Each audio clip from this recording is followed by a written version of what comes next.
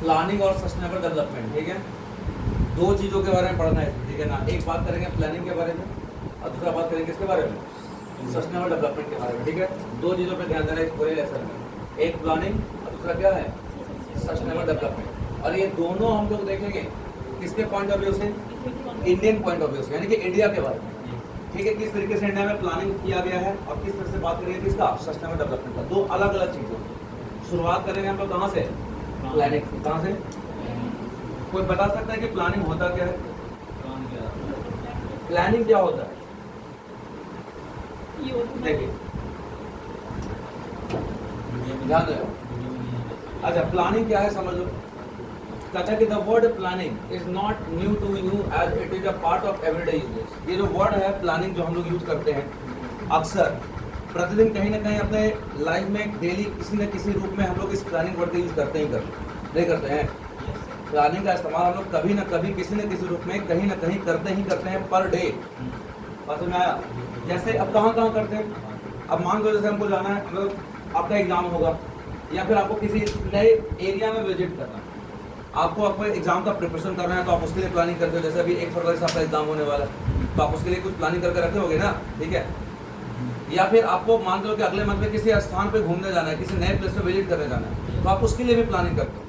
Exam के लिए आप क्या प्लानिंग करोगे, किस तरीके से पढ़ना है आपको, पर डे कितना घंटा पढ़ना है, कौन सा सब्जेक्ट में कितना टाइम देना है, किस तरीके से प्रिपेयर करना है, PYQ पे कितना फोकस करना है, ऐसा कुछ प्लानिंग करते हो कि नहीं करते हो। ठीक उसी तरह से जब हमको किसी स्थान पर जाना होता है तो हम उसके लिए भी प्लानिंग करते हैं ना, कि कब जाना है, कितने दिन के लिए जाना है, किस तरीके से जाना है, कहाँ रहना है, ये सब कुछ सोच विचार करते हैं कि नहीं उसको कंबाइंड रूप से इसको बोलते हैं प्लानिंग। लेकिन अगर हम बात करें प्लानिंग के डेफिनेशन के बारे में, सही मायने में अगर हम ये देखें कि प्लानिंग का क्या डेफिनेशन है, 2 मार्क्स का पहला ही क्वेश्चन पूछता है कि what is the definition of planning या फिर what is the meaning of planning. तो प्लानिंग का मीनिंग का डेफिनेशन क्या है ये समझते हैं। हम लोग नॉर्मली यूज कर लेते हैं प्लानिंग वर्ड का, लेकिन उसके डेफिनेशन के बारे में सही मायने में अगर हम पूछे तो कोई नहीं बता पाएगा कि प्लानिंग का डेफिनेशन है क्या। एक्चुअली में प्लानिंग में एक नहीं बल्कि 3 प्रोसेस होता है। कितना प्रोसेस, आप यहाँ ध्यान दीजिए। प्लानिंग में इन्वॉल्व होता है 3 चीजें। कितनी चीजें? सबसे पहला प्रोसेस होता है प्रोसेस ऑफ थिंकिंग। क्या होता है? दूसरा होता है फॉर्मुलेशन ऑफ अ स्कीम और प्रोग्राम एंड इम्प्लीमेंटेशन। देखिए पहला नंबर पे क्या आ जाएगा आपका, प्रोसेस ऑफ थिंकिंग, ये नंबर 1 पे जाएगा। दूसरा नंबर पे जाएगा फॉर्मुलेशन ऑफ अ स्कीम और प्रोग्राम, ये नंबर 2 पे आएगा। और नंबर 3 पे आता है implementation of a state of action to achieve some goal. ठीक है, तो प्लानिंग में कितना प्रोसेस इन्वॉल्व हुआ? 3 प्रोसेस। कौन कौन सा process? Process of thinking number 1, अभी सब कुछ समझेंगे, पहले सब देख लीजिए। यहाँ प्लानिंग में इन्वॉल्व है एक नहीं बल्कि 3 प्रोसेस, यानी कि आप ऐसे भी बोल सकते हो कि कंप्लीट प्लानिंग 3 अलग अलग स्टेप में होता है। बात आया? प्लानिंग को पूरा कंप्लीट करते हैं कितने स्टेप में? 3 स्टेप। पहला स्टेप प्रोसेस ऑफ थिंकिंग, दूसरा step formulation of a scheme और प्रोग्राम, और थर्ड स्टेप आता है implementation of a set of action. और ये तीनों चीज को हम कंबाइन रूप से जब ऐसे मर्ज करेंगे तब कहलाएगा प्लानिंग। प्लानिंग क्यों किया जाता है? अपने गोल को क्या करने के लिए, अचीव करने के लिए। हम प्लानिंग क्यों करते हैं? जो हमने गोल, जो हमारा गोल है, उस गोल को अचीव करने के लिए, उस गोल को टारगेट करने के लिए हम क्या करते हैं? प्लानिंग करते हैं। तो आइए तीनों चीजों को समझते हैं कि होता क्या है। सबसे पहले प्लानिंग का जो पहला स्टेप है, जो पहला प्रोसेस, वो प्रोसेस क्या है आपका? थिंकिंग। जैसे हम बोले कि हमको नेक्स्ट मंथ में जाना है किसी प्लेस पे घूमने के लिए। मान लो कि हमने प्लान बनाया कि हमको जाना है कश्मीर। कहाँ जाना है? हमने एक गोल टारगेट किया कि हमको कश्मीर घूमना है नेक्स्ट मंथ। बस मैं आया, चूंकि बरसात का सीजन चल रहा है तो कश्मीर वैली बड़ा खूबसूरत दिखे, तो हमको जाना है नेक्स्ट मंथ में कश्मीर। कहाँ जाना है? तो जब हम अपने गोल को हमने यहाँ पे फोकस किया कि हमारा गोल क्या है? कश्मीर। तो जैसे ही हमने कश्मीर को अपना गोल बनाया तो इसके पीछे आता है 3 स्टेप अब कंप्लीट करने के लिए। पहला प्रोसेस हमारे सामने क्या है? थिंकिंग। पहला प्रोसेस क्या होगा? थिंकिंग में आता है आपको इन्फॉर्मेशन गेन करना। क्या गेन करना है? पहले क्या इन्फॉर्मेशन? हमको कश्मीर घूमना है तो हमने सोचेंगे ना पहले कब जाना है, ठीक है, कितने दिन के लिए जाना है, किस तरीके से जाना है, कश्मीर तक हम कैसे जा सकते हैं, कश्मीर में हम कहाँ रुक सकते हैं। अब विनीत बोलेगा सर हम तो 5 स्टार होटल रुकेंगे, तो 5 स्टार होटल का पता लगाना है हमको, किस तरीके का होटल है, कितना उसका वैसे खर्चा आएगा, कितना हमको पूरा कश्मीर घूमने में खर्च पड़ेगा, अगर हमको 5 दिन रहना है तो 5 दिन में कितना खर्च आएगा। ये पूरा इन्फॉर्मेशन सबसे पहले हम थिंकिंग करते हैं ना। तो पहला जो स्टेप होता है प्लानिंग में, वो पहले क्या होता है? थिंकिंग। थिंकिंग में हम उस पूरे चीज़ों के बारे में पूरा इन्फॉर्मेशन गेन करते हैं। ठीक है, कश्मीर जाना है हमको तो कश्मीर का पूरा इन्फॉर्मेशन लेते हैं कि गया से कश्मीर जाने के लिए हमको क्या क्या करना पड़े, उसका पूरा इन्फॉर्मेशन हमने गेन। समझ में आया? तो ये हो गया आपका क्या, पहला प्रोसेस थिंकिंग। दूसरा प्रोसेस, जब हमने सारा इन्फॉर्मेशन प्राप्त कर लिया तो उस इन्फॉर्मेशन के बेस पे हम अब फॉर्मुलेशन करते हैं एक स्कीम का। किसका? Scheme means programme. हम एक प्रोग्राम तय करते हैं। क्या तय करते हैं? हम सोच लिए कि अभी जुलाई या अगस्त के महीने में हम जाएंगे, 15 अगस्त को जाएंगे और 20 अगस्त तक रहेंगे। हमने डिसाइड किया, अब हम प्रोग्राम बना रहे हैं। कहाँ का? कश्मीर का। इन्फॉर्मेशन तो ले लिए, अब हम क्या बना रहे हैं? प्रोग्राम। तो प्रोग्राम बनाएंगे कि हमको 15 अगस्त से 20 अगस्त तक कहाँ जाना है? कश्मीर में। ये वो टाइमलाइन है जिसमें हमको कश्मीर से घूम के आ भी जाए। 15 अगस्त में निकलेंगे, 20 अगस्त को वापस लौट आएंगे। तो इस बीच, इस 15 अगस्त से 20 अगस्त के बीच क्या क्या करना है, उसका हम क्या बनाना है हमको? प्रोग्राम। ये 15 अगस्त को निकलेंगे यहाँ से ट्रेन से, ठीक है, या फिर बाई रोड निकलेंगे या बाई एयर निकलेंगे, किसी भी स्थान से हम कहाँ जाएंगे? कश्मीर जाएंगे। कश्मीर में कौन से होटल में रुकेंगे उसका प्लान हमने बनाया, ठीक है। पहला दिन कहाँ घूमने जाएंगे, दूसरा दिन कहाँ घूमने जाएंगे, तीसरा दिन कहाँ एक्सप्लोर करेंगे, और फिर किस तरीके से कश्मीर से 20 अगस्त को रिटर्न लौटेंगे, कहाँ गए। ये पूरा 15 से लेके 20 अगस्त के बीच का जो टाइमलाइन है, इसका हमने पूरा एक प्रोग्राम तय किया। क्या तय किया है ना? इसी को बोलते हैं फॉर्मुलेशन ऑफ अ स्कीम और प्रोग्राम। क्लियर हो गया? यहाँ पे हमने पहला स्टेप इन्फॉर्मेशन, दूसरा स्टेप हमने क्या तैयार किया? उस इन्फॉर्मेशन के बेस पे प्रोग्राम। क्या तैयार किया? अब नंबर 3 में आता है आपका इम्प्लीमेंटेशन। क्या आता है? आपने पहले इन्फॉर्मेशन गेन किया, उस इन्फॉर्मेशन के बेस पे आपने तैयार किया एक प्लान, मीन्स आपने तैयार किया एक programme.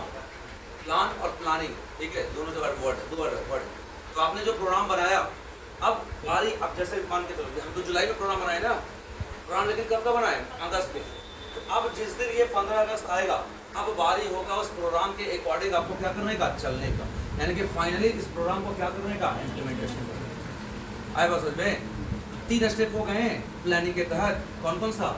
Thinking, formulation of a programme, और तीसरा क्या हो गया? इम्प्लीमेंटेशन।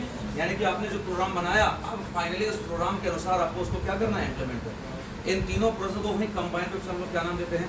प्लानिंग। क्लियर हो गया?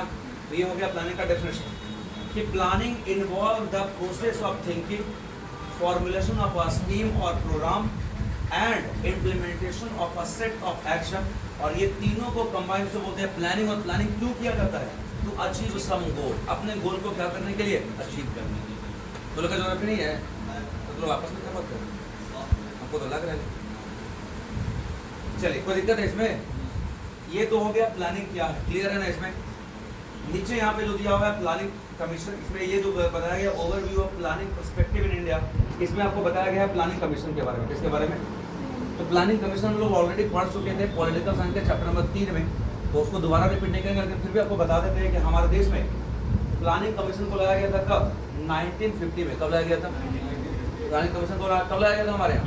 1950 में जब लाया गया था तो उसका काम था 5 ईयर प्लान तैयार करना। क्या तैयार करना? और पहला 5 ईयर प्लान कब आया था? प्लानिंग कमीशन को लाया ही क्यों क्या था? हमारे देश की जो इकोनॉमी है उसके अलग अलग सेक्टर को डेवलप करने के लिए लाया गया था। किसको? Planning commission. क्लियर हो गया? लेकिन अब वो प्लानिंग कमीशन को अबॉलिश कर दिया गया था अगस्त 2014 में। कब किया गया था? अगस्त 2014 में उसको खत्म कर दिया गया था और उसके जगह पे नया लाया गया। किस नाम से? नीति आयोग। सेम चीज आप कह सकते हो क्योंकि सिर्फ नाम बदला है, बाकी कुछ नहीं बदला है। चेयरमैन उसके भी प्राइम मिनिस्टर थे, चेयरमैन नीति आयोग के भी कौन है? Prime minister. पसंद आया? तो अब प्लानिंग कमीशन का सारा काम किसकी जिम्मेदारी है? नीति आयोग। नीति आयोग कब आया था? 1 जनवरी 2015 को आया। क्लियर है? यहाँ पे प्लानिंग कमीशन जब आया था तो उसमें वो लाती थी 5 ईयर प्लान। पहला 5 ईयर प्लान कब आया था? 1951 से लेकर के कब तक? 56 तक। और दूसरा 56 से लेकर के 61 तक। तीसरा 61 से 66 तक। और उसके बाद 67 68 में नहीं आया था क्योंकि उसको बोलते थे क्या बोलते थे? मतलब 2 वर्ष के लिए प्लानिंग प्लान हॉलिडे, क्योंकि उस समय 5 ईयर प्लान नहीं लाया गया था, 1-1 साल का प्लान लाया गया था। ठीक है, 5 ईयर प्लान नहीं था वो, इसलिए उसको बोला जाता था प्लान हॉलिडे। DBI कुछ नहीं सब बताया तो उसमें याद रखो। चलिए आइए, तो वो तो हो गया प्लानिंग। क्या हो गया? अब हम लोग बात करेंगे कि प्लानिंग कितने प्रकार के होते हैं। ठीक है, क्या प्लानिंग एक ही तरह का होता है? नहीं। यहाँ देखिएगा, कहते हैं क्या कि there are 2 approaches to planning. Planning को कितने भाग में बांटा गया है? कितने तरह का प्लानिंग है? प्लानिंग को अगर हमको पढ़ना है, स्टडी करना है, समझना है तो फिर उसको कितने रूप में समझना पड़ेगा हमको? 2। ये प्लानिंग 2 अलग अलग तरह के होते हैं। एक होता है सेक्टोरल प्लानिंग। कौन सा प्लानिंग? और दूसरा होता है कौन सा, रीजनल प्लानिंग। एक सेक्टोरल और दूसरा कौन सा प्लानिंग, रीजनल प्लानिंग। पहले बात करते हैं सेक्टोरल प्लानिंग का और उसके बाद बात करेंगे हम लोग किसका, रीजनल प्लानिंग। चलिए शॉर्ट में समझाते हैं हमको, एकदम सीधा सा एग्जांपल देखिए। सेक्टोरल प्लानिंग और रीजनल प्लानिंग होता क्या, देखिए दोनों में हम बात करेंगे किसी एक पर्टिकुलर एरिया के बारे में। किसके बारे में, पहले नाम से ही समझो। सेक्टोरल में एक वर्ड छिपा हुआ है, कौन सा, सेक्टर, नहीं छिपा हुआ है। सेक्टोरल में एक वर्ड है ना, कौन सा वर्ड है, सेक्टर। देखो यहाँ पे सेक्टोरल में देखिए एक वर्ड है सेक्टर है यहाँ पे, और रीजनल में एक वर्ड है रीजन। कौन सा वर्ड है,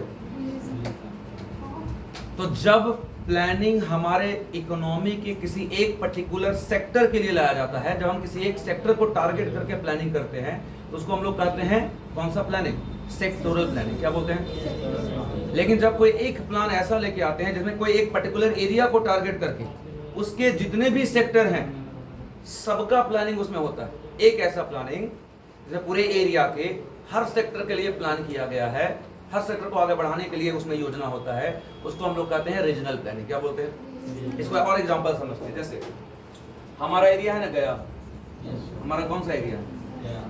अब हम बात करते हैं गया के डेवलप, हमको करना है गया को डेवलप। तो गया की जो इकोनॉमी है उसको हमको डेवलप करना है। तो इकोनॉमी के कितने सेक्टर होते हैं, किसी एक इकोनॉमी को कितने सेक्टर में डिवाइड किया जाता है, बताया जाना सर सब कुछ।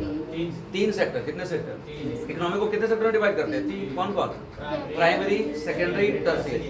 प्राइमरी में किसको रखते हैं, एग्रीकल्चर को रखते हैं, है ना। एग्रीकल्चर से रिलेटेड जितनी भी चीजें आती है उसको किसमें रखते हैं हम लोग, प्राइमरी में।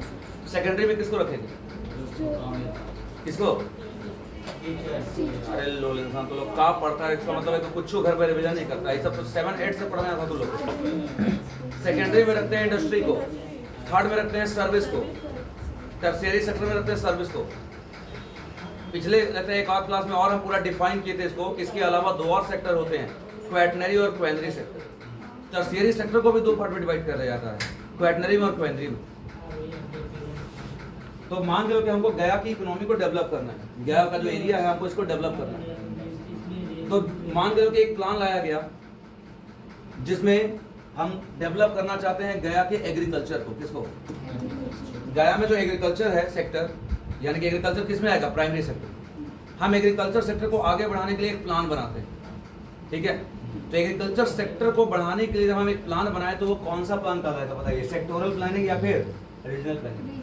कैसे रीजनल प्लानिंग कहलाएगा, अभी हम आपको समझाएं कि जब हम किसी एरिया के किसी एक सेक्टर को टारगेट करेंगे तो वो सेक्टोरल प्लानिंग। जब हम उस एरिया के सारे सेक्टर को एक ही प्लान में टारगेट कर रहे हैं तब रीजनल प्लानिंग। यहाँ पे हम एक रीजन चुन रहे हैं गया, लेकिन गया के क्या पूरी इकोनॉमी को डेवलप करने का प्लान बनाया है हमने। सिर्फ उसका एक सेक्टर डेवलप करने का प्लान बनाया, वो कौन सा सेक्टर था, एग्रीकल्चर। तो जब हम सिर्फ एग्रीकल्चर के लिए प्लान ला रहे हैं तो वो रीजनल प्लानिंग कैसे कहलाएगा। सिर्फ एग्रीकल्चर का ना प्लानिंग है क्या, एग्रीकल्चर का प्लानिंग में ऐसे हम मतलब यहाँ के एजुकेशन सिस्टम को भी सुधार देंगे इस प्लानिंग से, नहीं। एजुकेशन ये हमारा एक अलग सेक्टर हो गया ना। क्या एग्रीकल्चर वाला प्लानिंग जब हम लेके आएंगे तो उसमें एजुकेशन पे भी असर पड़ेगा, नहीं। तो इसका मतलब ये रीजनल प्लानिंग कैसे हुआ, ये हुआ कौन सा प्लानिंग, सेक्टोरल। अब गया के मैं हम क्या बोले, primary sector, secondary sector, tertiary sector, हर कुछ, ठीक है। एजुकेशन या फिर ऐसा सेटलमेंट या फिर एग्रीकल्चर, इरिगेशन, इंडस्ट्री, सर्विस, जितना भी चीज है। अब हम एक ऐसा प्लान लेके आ रहे हैं जिसमें पूरा गया के जितना भी सेक्टर है सबको डेवलप करने का प्लान उसमें रखा गया, चाहे वो एजुकेशन सेक्टर हो, चाहे सेटलमेंट हो लोगों का, चाहे एम्प्लॉयमेंट की बात करें, चाहे फिर एग्रीकल्चर की बात करें, सबके लिए उसमें कुछ ना कुछ है। सारे सेक्टर के लिए कुछ ना कुछ प्लान उसमें है, तो वो कौन सा प्लानिंग करेगा, वो कराएगा आपको कौन सा प्लानिंग। तो एक ऐसा प्लान जिसमें पूरे रीजन की बात कर रहे हैं, पूरे रीजन के जितने भी सेक्टर सबको डेवलप करने की बात करें, तो वो कौन सा प्लानिंग कहलाएगा। क्लियर हो गया। अब आइए, ये तो हम अपने वर्ड में समझाए, यहाँ के डिफरेंस समझिए। तो प्लानिंग कितने प्रकार के, कौन कौन, सेक्टोरल में कौन, बिजनेस। पहले समझते हैं सेक्टोरल प्लानिंग। देखिए यहाँ डिफरेंस इसका, the sectoral planning means formulation and implementation of the sets of a scheme और programme aimed at development of various sector of the economy. Sectoral planning में हम लोग फॉर्मुलेशन और इम्प्लीमेंटेशन करते हैं एक ऐसे स्कीम और प्रोग्राम का जिसमें एम किया जाता है, टारगेट किया जाता है इकोनॉमी के अलग अलग सेक्टर को। अलग अलग सेक्टर का मतलब किसी एक सेक्टर को एक बार, एक प्लान में एक ही सेक्टर, ये नहीं कि एक बार में सारे सेक्टर। यहाँ पे नाम क्या लिख रहा है, various sector of the economy. यानी कि एक प्लान के तहत इकोनॉमी के जो अलग अलग सेक्टर हैं उनमें से किसी एक सेक्टर को हम एम करते हैं, मतलब टारगेट। जैसे आप देख लीजिए, जैसे agriculture, irrigation, manufacturing, power, construction, transport, communication, social infrastructure, और क्या है सर। अब हम एक प्लान लेके आए जिसमें हमने टारगेट किया इरिगेशन को। किसको? कौन सा सेक्टर, कौन सा प्लानिंग का है? Sectoral planning. हम एक प्लान लेके आए जिसमें टारगेट कर रहे हैं हम अपने गया के कम्युनिकेशन सिस्टम को, सेक्टरल। कंस्ट्रक्शन को डेवलप करने की कोशिश कर रहे हैं, एग्रीकल्चर को आगे बढ़ाने की कोशिश कर रहे हैं, तो ये सब सेक्टरल प्लानिंग है। क्योंकि हम किसी एरिया के किसी एक सेक्टर को टारगेट कर रहे हैं उस प्लान के तहत, ये सारे नहीं। अगर इसी चीज को आप कह दो कि सबको हमको टारगेट करना है एक प्लान में, तब क्या कहलाएगा? क्लियर है यहाँ पर? ये सेक्टरल प्लानिंग हुआ, रीजनल प्लानिंग। अरे पीछे तुम लोग मना कर रहे हैं, हम इसीलिए बोले थे कि नहीं आओ अंदर, धीरे बात करो, नहीं बात करो, ऑफिस में जाके बैठो, जाओ जाओ ऑफिस में जाके बैठो।